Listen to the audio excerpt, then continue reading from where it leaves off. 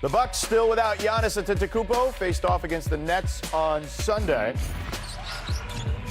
Bucks are 2-7 without Giannis. Yep. Danny Wolf finished off with the lob. Bucks lose 127-82. Milwaukee went scoreless the final 7 minutes. Here's Doc after the game. Tough loss for the Bucks, but today marks the official start of the NBA trade season. That means that 90% of the players in the NBA are now eligible to be traded by their teams. So, Bobby, what's the biggest question facing the Bucks now during trade season? Well, it's certainly the Giannis question is, but I think for right now, I think is there anything out there that can help improve this roster here? When you look at, they've got that first-round pick in 2031 or 2032. That's their only first they can go out and trade. They have 3 players making $60 million, and Kyle Kuzma, Bobby Portis, and Miles Turner. What else is out there? Remember, John Horst last year made the Kyle Kuzma trade. But if it's not Giannis, is there something else that you can make to improve this roster, who's 11-16 right now and hanging on that last play-in spot? All right, let's move on to the Mavs. And they've started to find their stride. They've won as many games in their last 6 games as they did in their first 20. So, Bobby, what's the big question facing the Mavs? Well, it comes down to Anthony Davis right now. If you're not comfortable extending Anthony Davis, who's extension eligible for 4 for $275 this offseason, is it better off looking at trade options right now, or do you want to wait until Kyrie Irving gets back to look at what the body of work is and then address this in the offseason here? Anthony Davis is going to be the center point as far as over the next 6 weeks. One more, Bobby. Let's go to Chris Paul. He's not played for the Clippers since the 1st of December when he was sent home by the organization for a difference in leadership styles, we'll call it. The Clippers will attempt to move CP3 this trade season. But, Bobby, could there be any other names that could join him? Well, they're 6-19 right now. They've certainly sitting in the bottom of the standings. They're continually tumbling back there. I think the focus is going to have to be on James Harden, Kawhi Leonard, and Ivica Zubac. They don't control their first-round pick until 2030. Is there a deal that where you can take 2 steps back to go 3 steps forward here as far as with a reset? Yeah. And I think the hardest thing to do is when you don't control those picks, and it's a lot different than when Brooklyn was there with Sean Marks, who inherited that Boston trade where he can wipe the slate clean when that front office is still in place to take those 2 steps back, as I said here. But those would be the 3 guys looking at. The Chris Paul situation is going to resolve itself. Yeah. Ramona, how do you see the Clippers approach? I don't get the sense that they are thinking about blowing it up. I think they want to get back to being as competitive as they can be. They've been a little bit more competitive in these last few games. Their defense has been better. They had Houston on the ropes, and there was a couple of strange plays at the end of the game, which is what happens when you're losing games, right? When you're losing games, you keep finding ways to lose games. But they are closer. They are getting better, and I don't think they're ready to pull the plug on James Harden or Kawhi Leonard or any of those bigger names. I think it would be something around the margins just to change the vibe a little bit. I just don't know if that's enough, man. Like, in the West, it's so hard. Yeah, it's clearly not enough, right? Yeah. They're 6-19. Yeah. And the question is, they owe their first-round pick to Oklahoma City. Right. It's unprotected. Right. No, you can't. The whole league needs them to win because they don't want to give the that to All-Star game is in L.A. Steve Ballmer's a competitive guy. I don't see them being comfortable trying to bottom out. I think they're just going to keep trying to climb up the standings a little bit. I would look at John Collins, who's on an expiring contract, Brook Lopez, who has a team option for next year, Bogdan Bogdanovic, who has a team option. That gets you to around $45 to $50 million. This is a Clipper team that potentially could have cap space in the 2027 offseason. A guy that I would pay attention to would certainly be Zach LaVine, where you can take back his contract for next season. He gives them an athletic wing for this Clipper team, and it doesn't impact you financially in 2027, where they could be sitting on $100 million in cap space. Man, it doesn't look good. But I don't want to be the Grinch on Christmas. So let's get to Dunk the Hall's Dunking's game against the Suns, which means him and Dylan Brooks are going to go at it. Let's start here. LeBron chase down. Yes, even at 40, almost 1 years old, he can still do it. Haven't people learned? Yeah. They have not, clearly. Yes. Yeah. But I'm still surprised when I see it. So here's how this thing went down with Dylan the Villain and LeBron. They get into it. Refs get in the way. I mean, this has been going on since Dylan was in Memphis and they played that playoff series. And I always wonder, why LeBron lets him get under his skin, because he always does. Dylan is doing his job, if that's the case. Very good at it. Here's LeBron hitting a 3. He's agitated. He's real mad. Yeah, he's big mad. Now, here's where the Lakers blow this big lead, okay?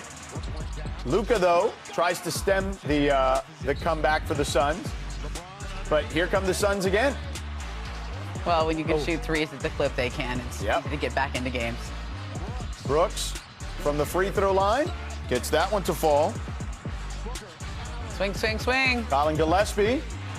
It's been a good find for them, Gillespie. It's been terrific. Yeah. Yep. It's been terrific. Marcus Smart rejected at the rim. Here comes Devin Booker. He misses, gets it back, finds Dylan the villain. LeBron hits him. He wants a foul. Then he gets in LeBron. Right up in LeBron's face. Bumps him. Dylan gets thrown out. Second tee. Yep.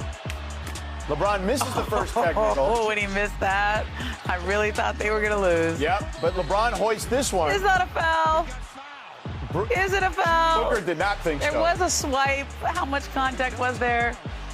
LeBron He missed the first one, though. It was missed a the little first, tight. gets the other two. Is that a foul? One more look for the Suns. LeBron and the Lakers escape. They had us looking through today's thread post. Content creator Rush posted, Lakers are now 9-0 this season in clutch games. Which is why they are near the top of the standings. Yeah, fans, don't forget to keep the conversation going on Threads. You can scan the QR code and jump into the conversation. So, Bobby, does the Lakers' record in clutch time pass the eye test? Was that an asterisk next to that Laker number there? Because I thought that game was an asterisk yesterday. Because although we counted as a clutch win, you were outscored 17-5 in the last 4 minutes of this game. You couldn't get a bucket with LeBron and Luka on the court. You had a 99.9% chance of winning when you're up 14, and you're lucky that you did not lose that game here. So I wouldn't, I guess by what the stats say, I guess that's a clutch win. I wouldn't define that as a clutch win. I think they're very fortunate that they were able to win it. They did enough. A lot had to kind of go wrong, but I think you saw the impact that, similar to what we saw Victor on Saturday, the impact of Dylan Brooks to agitate LeBron throughout this game almost cost the Lakers a win there. I mean, I know Dylan gets kicked out of the game. They get a free throw at the end. LeBron misses that free throw.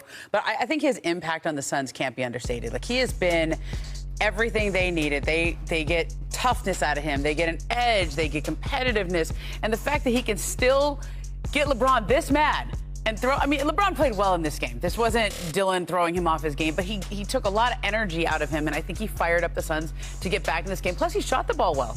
I was watching this game on the Lakers broadcast here in L.A., and I thought Stu Lance made a great comment about LeBron and that interaction with the official. He needed to be very careful there because he could have gotten teed up or worse, thrown out of the game in that scenario.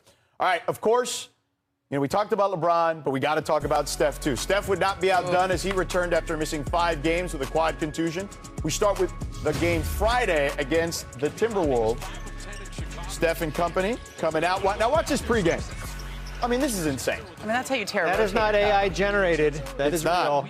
Absolutely. Is that a new thing for him in his pregame warm-up? Yeah. Worried about the rotators. I've been there when he's done it twice. Oh, my gosh. Curry from 3, of course. And then early the first. Pat Spencer. They swing it. There's Curry again from the top. And a couple minutes later, as we get ready to go to the third quarter, Curry with the crossover on Rudy. Oh, he loves doing that. And then the Rudy. finish. Gets He the really bump, does. too. Didn't get the call, though. Little over 2 minutes left in the fourth. Warrior. Curry, another 3. Warriors now up 1. Less than 30 seconds to go. T-Wolves up 2. Julius Randle. He'll find Dante DiVincenzo with a quick trigger. Warriors lose despite Curry's 39 points, 127 to 120. Now let's go to Sunday. Curry and the Warriors facing off against the Trailblazers. We'll start early in the third.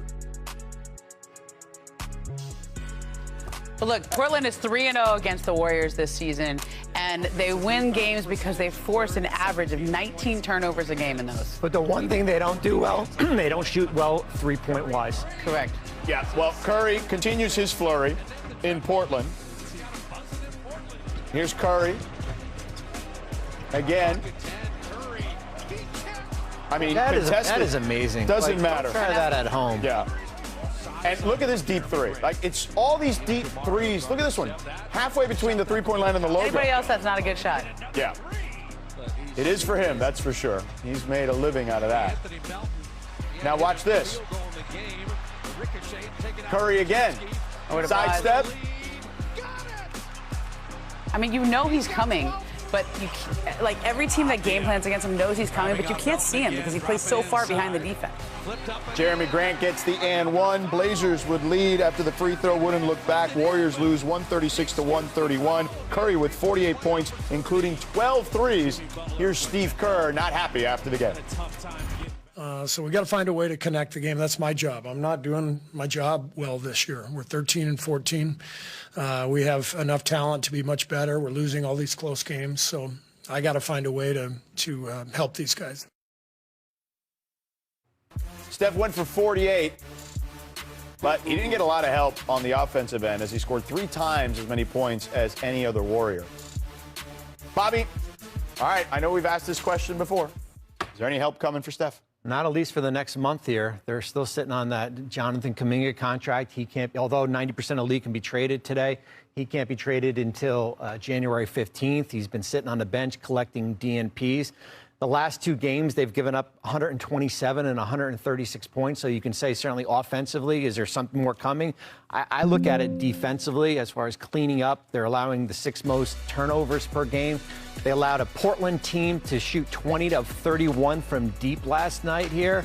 But right now, they are who they are until they can figure out where the Kuminga situation is going to go. I do think there's things they can do, though. And Jimmy Butler has talked about this with Anthony Slater at several points during the season. When they run their offense, it's this free-flowing, beautiful offense that's designed with Steph Curry in mind.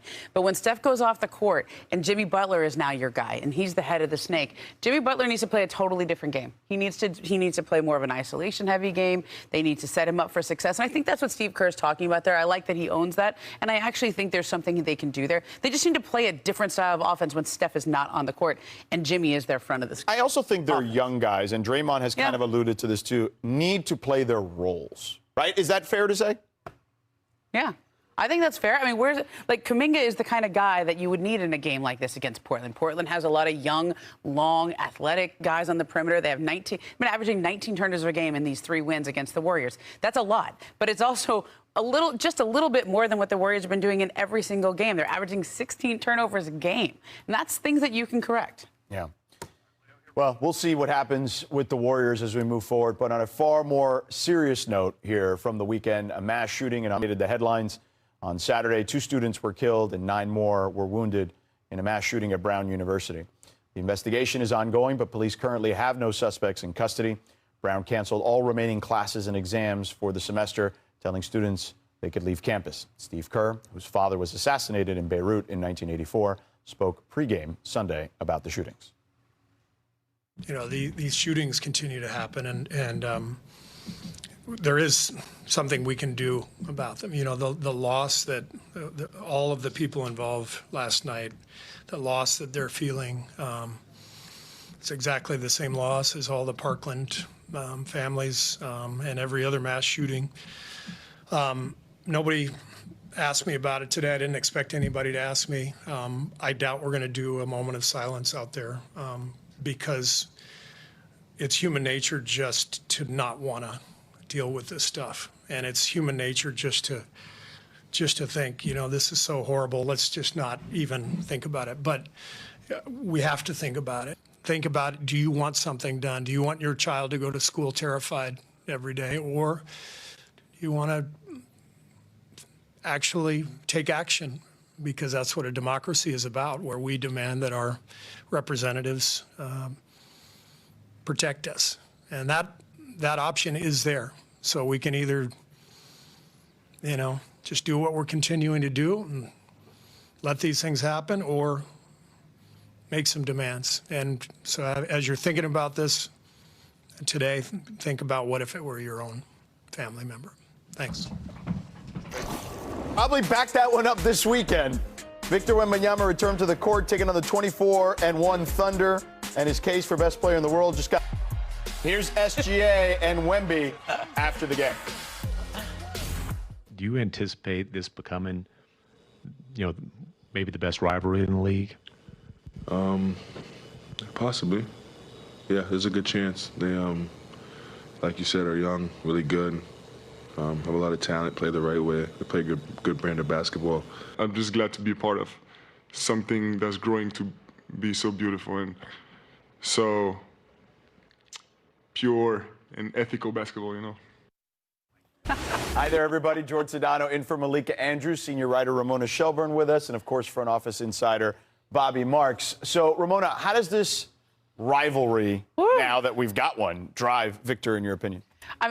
He doesn't. It's the only time that he actually seems not that polite. Like every other time he says, even when he says, I'm the best player in the league, I think it would be me. Like his body language is reserved. He's leaned back. But when he talks about Chet, or when he does things where he grabs the rebound or he grabs the ball after Chet misses a free throw, like that's the only part you could see the dark side. It's the only part where you can see the not so nice side. And I kind of like that there is some rival, there is someone that gets through to him, because he's so poised and he's so ethical, to use his word, in every other thing he says and does on the court. I think they're the best team that's equipped to take on Oklahoma City. I think it would be naive to say that they found a secret formula that other 29 teams can do. Yeah. But when you have a player like Victor on the court, and you saw it in the stretches when he was on the court and when he was off the court, he was plus 21 in 21 minutes here. The ability to defend like he did, the ability of the guards in Oklahoma City not to get to the rim, and just the difference as far as what and then you add the guards with San Antonio with Fox, Castle, and Harper. Yep. I do think they are probably the team that we could probably label as a team that's probably best built to take on a Thunder team. Listen, I was there, and I could see the energy slipping away from the Spurs. And then Mitch Johnson brought him in, and immediately, I mean, the highlights don't do it justice. If you watched it on TV, you could feel it a little bit, but in the building, you could sense it turning very quickly. And the Thunder, I hadn't seen them in a situation like that since the playoffs, right? Where another team is coming, bringing momentum their way, and then all of a sudden they can't answer back in the way that they're usually accustomed to. But, man, he was a difference maker in a way that I didn't think he could be, missing all those games. And it's not just the stuff with Chet. I mean, Cason Wallace tried to tackle him, and he, bowed up on him. Yeah. So, he's got a real edge to him for sure. So, look, and if you like Saturday's matchup, you're in luck, because the Spurs and Thunder will face each other 3 more times over the next month. And that, of course, includes Christmas Day, a showdown in OKC. Let's welcome in our Hall of Famer, Mark Spears, who's in Vegas. Mark, you spoke to De'Aaron Fox after the game. What did he tell you? It's very, very interesting because a year ago, De'Aaron Fox was playing for the Kings, and the head coach of the New York Knicks was coaching for the Kings. This is actually 12 days a year ago before Mike was actually fired by the Kings. And then after that, De'Aaron, that was the last straw for him.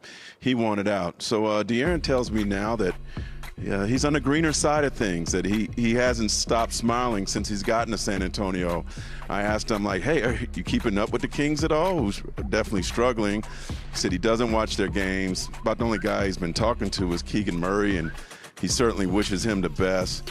But he's ecstatic in Texas. His wife is from San Antonio. He's playing with Wemby. As you know, been talking about, they got a chance to be really, really special. And he said Mike Brown is family to him. Which probably isn't music to Kings fans here, hearing all that. And but they're both going to be competing against each other tomorrow in the NBA Cup Finals. So this is certainly a lot of irony going on here with this versus the Kings situation. Now, check out Mark's piece with Fox on Anscape. It's up right now for the full story with him and De'Aaron Fox. We'll be back with you in a minute there, Mark. Stick around. But let's get to the Eastern Conference matchup between the Knicks and the Magic. Jalen Brunson, Paolo Banchero, walking the red carpet. Let's go late in the first. Banchero hits a J here. That's what I love, his mid-range game. That's something, if he can develop consistently, he's going to be pretty impactful. Brunson on the other end strikes back. Then we go early second, Desmond Bane. The Jalen subs for 3. He was incredibly impactful in the first half, 25 points. He's really been good lately, and was good in the first half until this half. Yeah, unfortunately, he dealt with a couple of injuries in this game. One looked like a groin, then it was a hip issue. He eventually That embarrassing. Midway through the fourth, Mikal Bridges on the kick out to Cat for three. 3 minutes left in the fourth here. Former three-point champ. Here's Brunson taking his time at the top of the key. Knocks down the jumper from the free throw line extended. Knicks go on to win 132-120 and advance to the NBA Cup Finals. So they'll face the Spurs on Tuesday.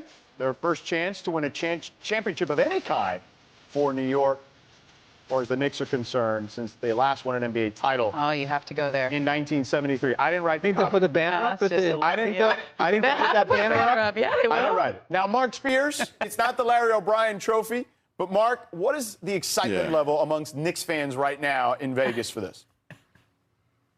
Well, there's no bigger Knicks fan than Spike Lee. You know that. You saw him at the game the other day. He put up one finger in regards to Tuesday's championship game, but he says he got bigger dreams. He feels like this Knicks team can win an NBA championship. And I asked him, so what do you think about Mike Brown? He said, well, he's using his bench. So Spike Lee doesn't want to jinx the Knicks. It's been 50 years, but he thinks this team can win it. All right, Mark, thank you so much. We'll see Spike in the house. I saw Spike at the Knicks game, and then he sat next to the Spurs bench after that. Really? Yeah, he did. It was kind of cool. For the Pels, after missing 5 games with a left hip abductor strain, dropping 18-7 late to give his team the edge over the Bulls, 114-104. Ramona, what should we take from this performance from Zion? Look, they are in a hole, and they're trying to dig out, but getting this guy back sooner than they were expecting is a really good sign for them. I thought winning this game against the Bulls have lost 8 out of 9. You got to beat these teams. These are the wins you got to win if you're New Orleans trying to get back into it. All right, let's move on to Charlotte, where they were taking on Cleveland. And they went to Cleveland, and they won an OT behind Brandon Miller, who nailed the tying three-pointer with under 5 seconds left in regulation. Hornets completely shut out the Cavs in OT. Bobby, what's the biggest issue with Cleveland? Well, they certainly have injuries right now with Evan Mobley and Max Strus and Sam Merrill. My concern is with Darius Garland, who's back on the court, still dealing with that injury and working himself back in. 30% from the field, 28% from 3. Just doesn't look like himself right now.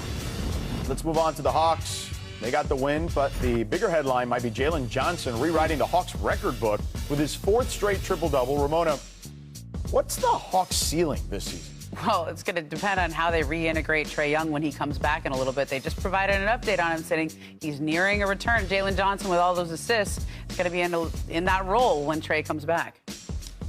Well, we'll see. But Jalen Johnson is balling right now. There's no doubt about that. All right, our annual NBA on Christmas. No, familiarity breeds a little bit of contempt. I feel like that we have great battles whenever you go out there. We have both teams competing hard. You never know what you're going to get. The bounce to Bridges. Josh Hart threading the needle and another heartbreak. Come on. Brunson left wing off the dribble. Black went down. Brunson with a highlight. The New York Knicks advance. One down, man. Enjoy this for a second. See who we got on Tuesday and get ready. All right, joining us now, fresh off a win that sends New York to the NBA Cup Final. The Knicks do-it-all wing, Josh Hart, joins us here. Josh, you guys went up against Orlando for the 4th time already this season. What does a game like that reveal in regards to the way you guys have played, especially when you consider how many times you faced off against each other already? Yeah, it kind of gave you a little bit of a playoff kind of vibe where you're able to, you played them several times, you're able to make counters, you're able to, know them pretty well. So it kind of gave that playoff kind of feel to it. Obviously, the energy was a little bit different, but, we know them very well at this point. Yeah, no doubt, and you guys got the job done. Now, Jalen was obviously fantastic. He continued the great trend he's had all season, but particularly against the Magic. But I got to ask you this. You roasted Jalen after the game, barely 6 feet, not athletic, big head, big brain. Can you do me a favor? Can you say something nice to America for once about Jalen? Just one time for us. Yeah. He is an exceptional basketball player, a very ethical basketball player and love being his teammate. That felt hard for you to do, Josh. That felt hard. Oh, for sure. But I just love you guys' relationship. I love the way you guys continue to just give it to each other back and forth. All right, let me ask you this. You mentioned the word ethical. Now you guys are facing Wemby and the Spurs. What kind of challenge does he and that particular team present after what you witnessed the other night? Yeah, they're going to be tough. Obviously, they got shooting, attacking. They play really fast in transition. I think they're #1 in the league in second chance points with Wemby and Cornet. So we're going to have to bring an all-around game. We'll have to bring energy, toughness, physicality. But it's a good test for us, especially early in the season. What did you guys learn from when you faced him last year during Christmas? He can shoot the hell out the basketball. That's what I learned. But no, it's just he's multifaceted. Obviously, he garners a lot of attention, but you can't sleep on Castle, Harper, Fox, Vassell. So it's going to take a full team effort, especially defensively, and then play fast and play our game on the offensive side of the ball. Yeah, and I was just going to ask you about that backcourt trio. I mean, you guys obviously have a lot of great perimeter players as well, but you know, Stephon was the rookie of the year, and now he looks like he's taken another leap. Dylan is fitting right into the NBA, and then of course, Fox. To your point, how do you go about trying to defend such a great, talented group like they have? Yeah, it starts with transition. Those guys, extremely athletic, extremely young, and they love getting out in transition, attacking the rim. So we got to make sure we take care of the ball, shoot good shots, and then get back and load up in transition and make sure we communicate. But it's going to be tough, but, I think we're prepared.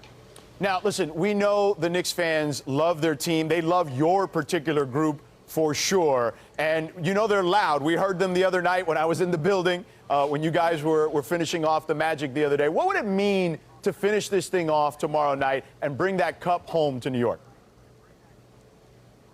It'll be huge. Obviously, whenever you have the ability to win a title or a cup or anything like that, you want to go out and do that. You want to be competitive, and you want to win at the highest level. So, that's something that we want to do. Obviously, there's 530,000 more reasons to do it, but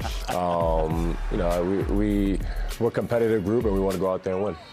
No doubt. And those young guys, particularly the guys on like the two-ways, that extra money, I mean, the money's good for everybody, but those guys for sure. I know you guys always love to play for those guys for sure. Now, let me ask you this, Josh. We've seen a lot of assists from you over the years, but we got a video here. This handoff to Mitchell Robinson on Kids Day might have been your most unique, okay? So let me ask you this. Here it is. Hold on. You're going back in the game now. We're seeing the video. I don't know if you can see it. Got a handoff to Mitch. All right.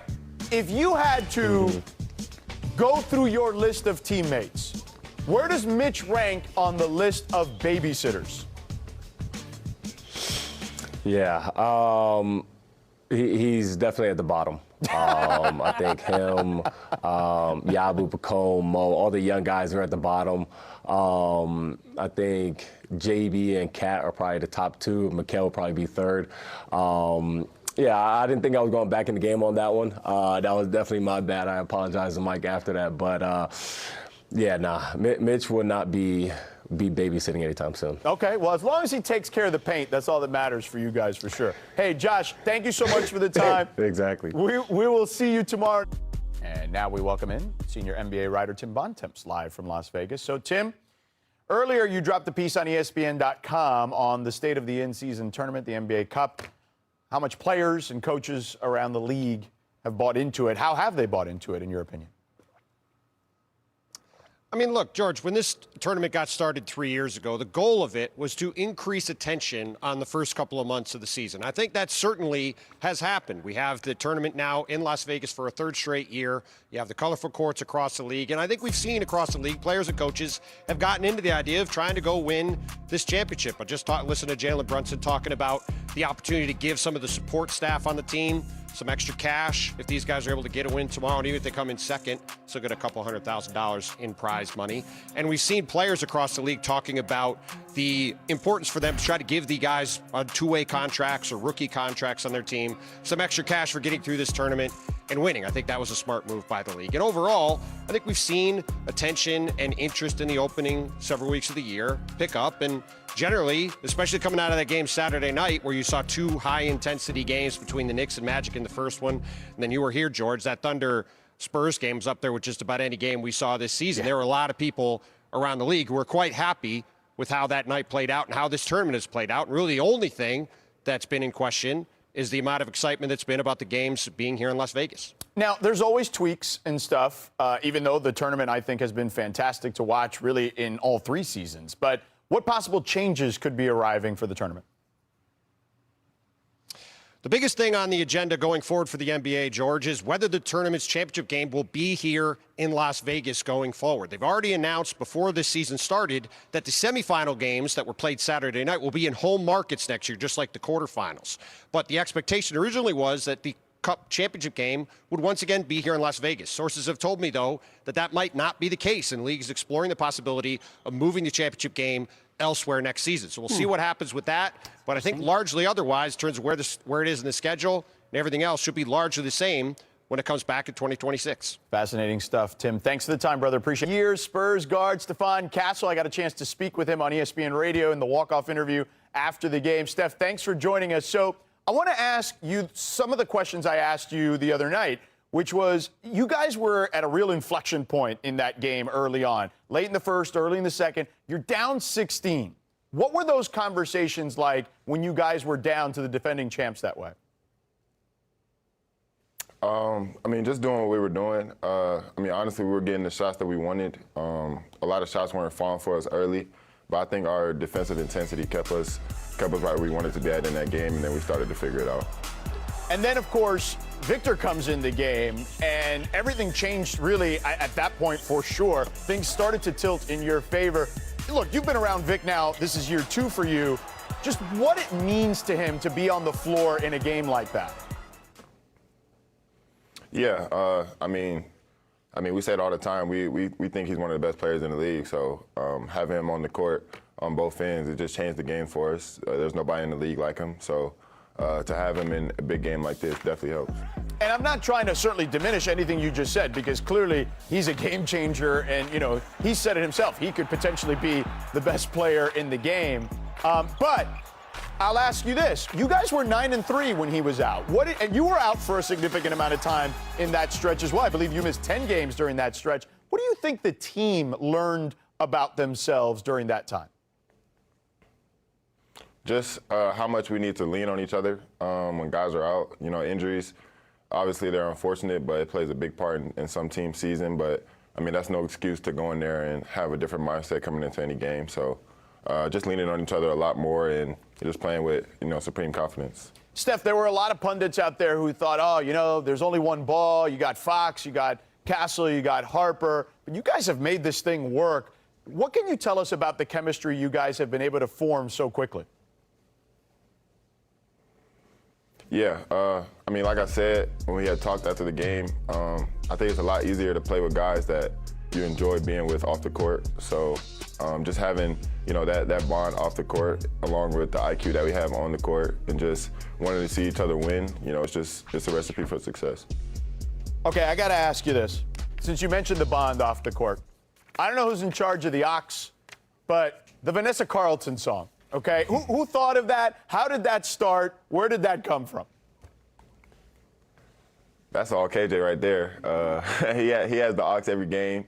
He tries to get everybody involved, so he got a wide genre with his tunes. Because that song is from like 2002. Were you born yet? I don't think you were born yet, Steph. Nah, I wasn't born yet. I was born in 04. Right, that's what I'm saying. So that's an interesting song that you guys have gravitated to in your pregame routine. So I think it's kind of cool and kind of fun for you guys to have that. Now let's focus on the game at hand, okay? Jalen Brunson, obviously, clearly going to be a focal point for you guys in general, but for you guys in the backcourt specifically, how do you try to slow down someone like Jalen? Yeah, great player. Guys like that, you can't really stop them. So you just got to do your best to slow him down. It's not going to be one person to do it. It's going to be a collective effort. But I think we're going to be super prepared. We're going to be ready. And, of course, you win the cup, but then the prize money, too, is kind of nice, $530,000. Your teammate Keldon Johnson said he'd use the money to buy a llama, okay? Now, we know that he's got a big farm and all that stuff. What would you use the money for, Steph? I still don't know. I've been buying Christmas gifts with the winning so far, but, I mean, we'll see. We got to get there first. All right, well, sounds good. Listen, just don't buy we don't need 2 llamas in the Spurs locker room, okay? Just do something, but just don't get yourself another animal. Yes, exactly. Well, Steph, thank you so much. We'll see you tomorrow. Best of luck to you. Thanks for joining us.